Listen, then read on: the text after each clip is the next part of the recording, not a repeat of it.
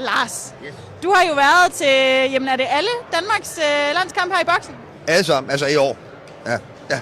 Hvordan kan det være? Fordi jeg havde fri i 3 uger, og jeg har altid ønsket mig at se det hele, og være med herovre hele vejen, ikke? Og hvad er det håndbolden, den kan?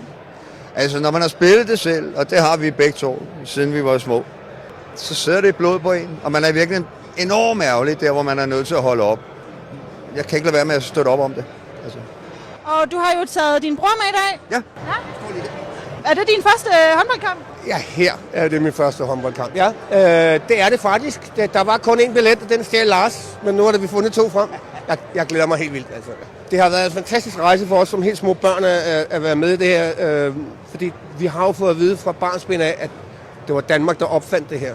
Men vi vandt bare aldrig noget, og pludselig så skete det for nogle år siden. Og siden da har det været total eufori. Altså det er helt fantastisk at være vidne til. Og nu siger I begge to, at I jo selv har spillet. Jamen, hvem af jer var egentlig den bedste?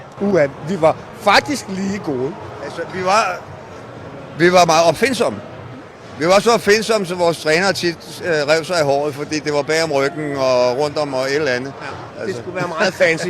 Vi var ikke... Altså, de her drenge, du kan se, de er meget større end nogen af os er. Og, så der var lidt plads til os dengang. Lidt mindre spillere, lidt tynde, ranglede drenge.